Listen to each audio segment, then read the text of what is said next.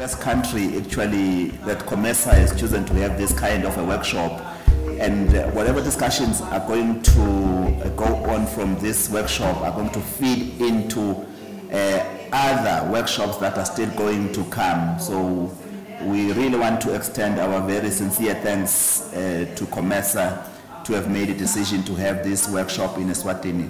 We don't forget that we are a landlocked country, so we take issues of civil aviation as very, very important as a country, as this is our gateway as a Eswatini into the rest of the world. Honorable Minister, can I have the honor to invite you, Honorable Minister, to share your speech? It's my privilege and honor to welcome such a distinguished gathering to the workshop to validate the model bilateral air service agreement that has been developed to conform with the provisions of the Yamoussoukro decision on behalf of the sister regional economic communities, following a successful implementation of the support to air transport sector development program currently being supported by the European Union.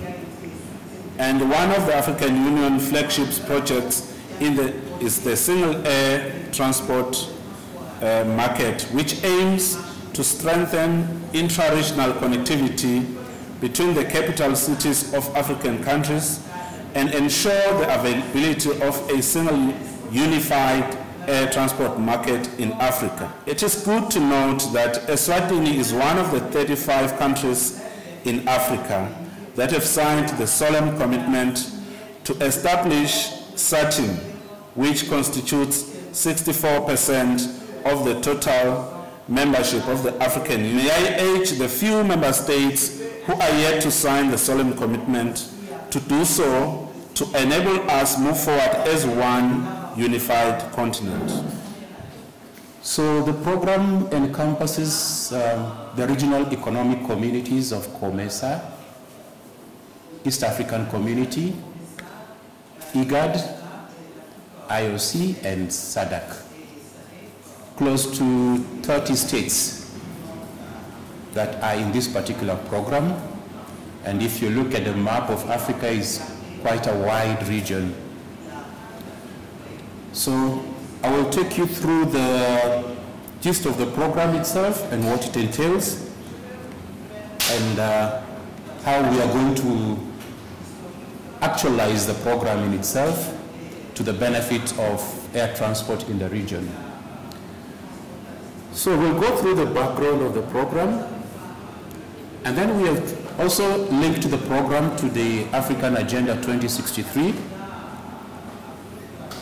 We are going to look at the key status of the implementation of the program within Africa as a whole before we look at what we are doing to operationalize SAATM within the region, the steps we are taking so far.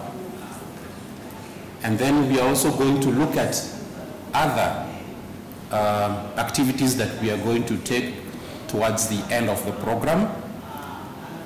You'll realize that one of the areas that we really need to look at is the regulatory and institutional capacity, which needs to be strengthened, because we've done a lot of studies in Africa, and of course also the program has done some studies, and it's highlighting the need for institutional capacity.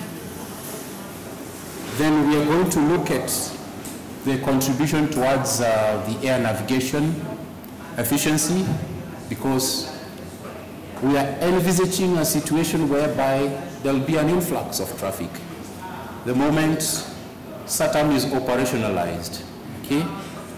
And if you can think of the scenario that happened in the US during the liberalization, okay, there were those, restrictions and from the legacy airlines not to liberalize air service. But the moment it was done, there was an influx of traffic. So we do not want to be caught in a situation whereby there is that influx of traffic and then we are coming up with issues of capacity building, issues of airspace challenges, And the most important ones, if not safety, it is the efficiency, because passengers will start complaining of inefficiency because there's a lot of traffic in the air. Okay. Then, of course, why do we have the BASA? Okay.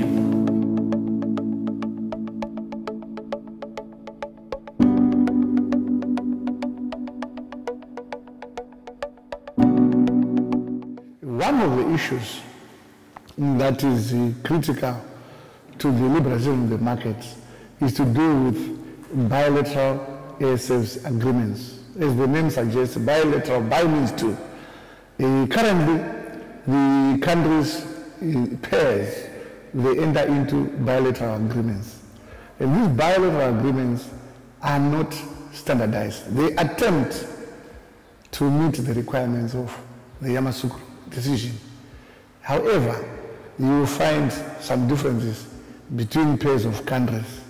Now, under our program, we realize that the bilateral ASFs agreements are an integral component or an integral ingredient for the implementation of the single African air transport market.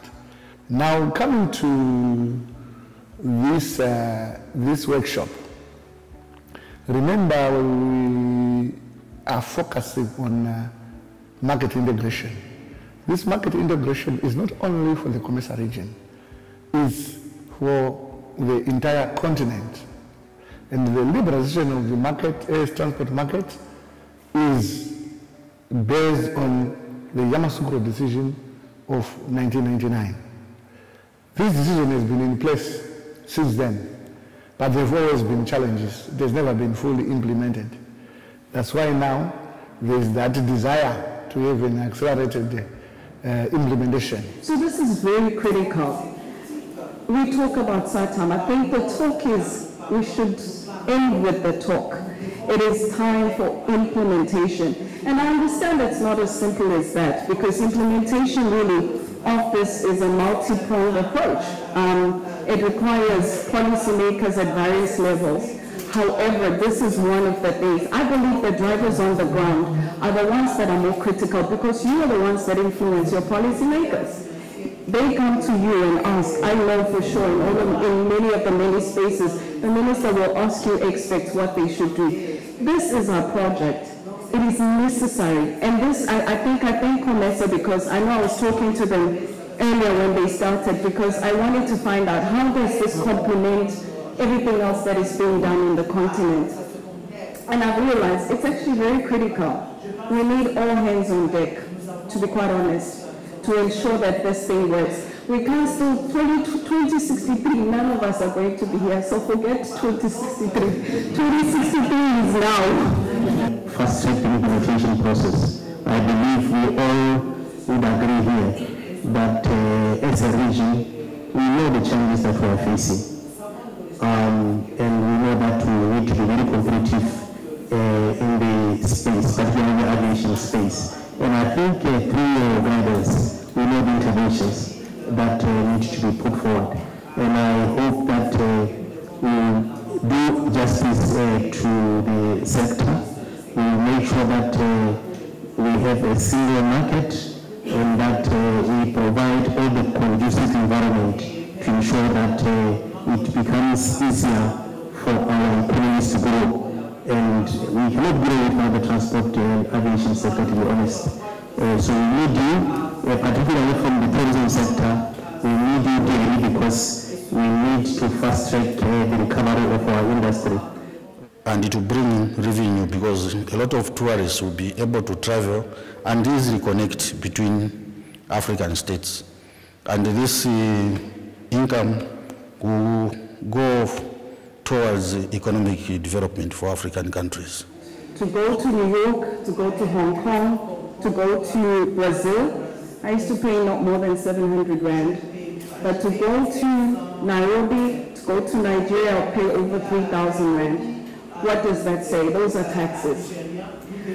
Traveling I say air transport is critical.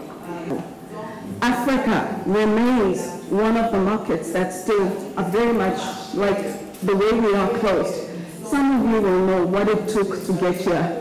I can assure you, because trying to leave here, getting to Senegal, I was supposed to go to Senegal, take 2 days, just getting to Senegal. We expect and believe that the model will promote interconnectivity among the member states, because they'll be using the same agreements, they'll be treating issues in the same way, so the interoperability becomes very, very simple.